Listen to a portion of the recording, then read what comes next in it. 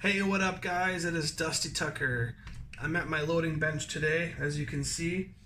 We're gonna do in this video, I'm gonna show you how I load my 4570 black powder cartridges. I've been doing it for a little bit now.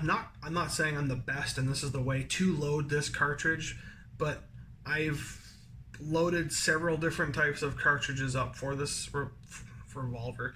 For this rifle, the rifle I have is a 73 trapdoor carbine version. This one is done by H&R, and it's a 4570 Springfield trapdoor carbine, and it's a beautiful rifle. I enjoy shooting it so much. It is just, yeah, it's you guys have to have one to understand the true just the trueness of it.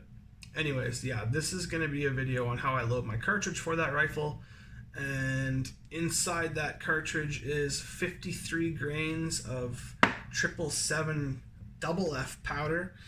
That is the powder that I use more frequently than not. I will step into the GoX at some point. I just wanted something that I could shoot more consistently without having to clean the barrel out. However, the big lube grooves on these bullets were not the first ones that I used when I tried loading. Another bullet I used was this 405 grain flat nose bullet. And as you can tell, the lube grooves are a lot smaller and they are filled with smokeless lube, even though I'll melt that out and put my own lube in there. I still found these guys more accurate. It's the same grain. It's a slightly longer cartridge, not by very much. It's more of a round nose cartridge. It's a hollow base cartridge. That's why it's a little bit longer, I guess, to make up for it. It's the same 405 grain bullet. This one I find more accurate. I don't know if it's because of the lube or the hollow base or the round nose. I don't know what it is, but it's just more accurate with the load that I like to do. And underneath this, I like to have a wad in the case with 53 grains of non-compressed 777 double F powder. That's the way I load my cartridge. It seems to work really well. I've just been testing it at my range is limited to 100 yards, but I've been getting groupings, I don't know, it's probably not the best, but I've been getting groupings decently, and that's just with a peep sight, you guys. I don't have a scope on there or nothing, so I mean that's pretty decent. I got 10 rounds probably within a 10-inch group or something around there. I don't have the picture of it, but it's pretty accurate, especially for a black powder cartridge. But yeah, so I will go through the steps on how I load these. Obviously, primer, case mouth expansion. I'm saving that. I'm not doing those steps in this video because I don't want to prolong it. I don't want to bore you guys. So we're gonna go after that step. So 53 grains of powder is what this measure is set to, roughly, as close to as possible. Ketchup bottle from the dollar store. I just nicked the top off because it's a bigger granule size. So we're gonna go ahead and fill this guy up to 53 grains of powder. And then we're just gonna dump that straight inside the case. Make sure you get all your little granules in there.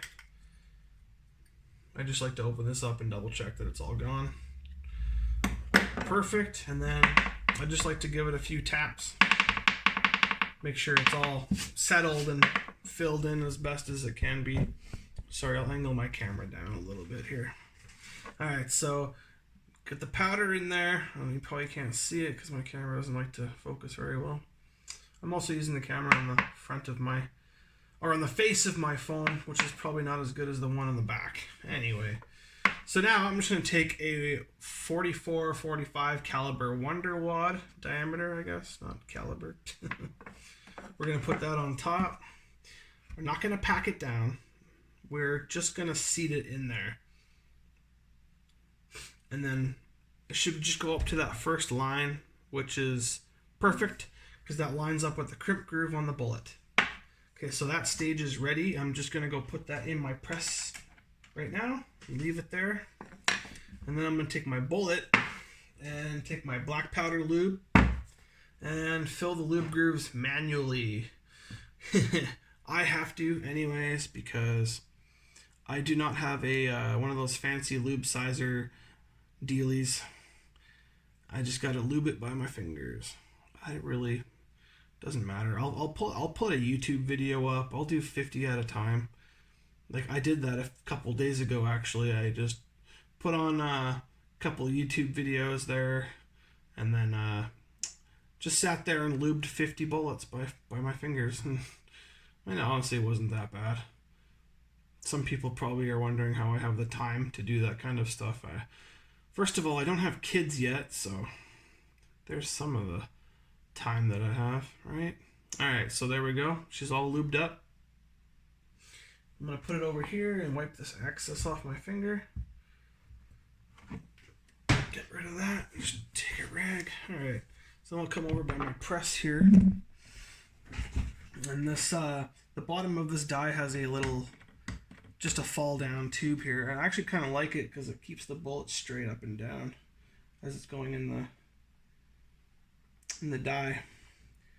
And then you just go up. Once you have your acquired seating depth for your bullet, and then get that crimp in there, and then I just like to wipe off the excess. Oh, of course, at least one thing has to be dropped every time I'm doing a video. There she is. That is the finished product of that bullet. And if my camera would actually focus for once in its life, that'd be great. Anyways, there's a perfect little crimp groove on the bullet there, and it seals it up really nice, and it actually gives me a little extra accuracy. This thing is not working out for me. I have to be way back here for it to... Anyways, that's how I load my cartridges. So 53 grains of powder with a Wonder Wad wad, I guess, obviously. And that's pretty much it. Crimp with black powder lube in the grooves, and then you're good to go. This other bullet, the lube grooves aren't that big in it, so I don't know. It leaves a little extra fouling in the barrel and residue and whatnot. I just find that with these bullets I can shoot off quite a few before the barrel actually gets too dirty where I can't. I've actually sat there and shot all 50 of them, and then it would probably still keep going. That's with the 777. Now if I would have...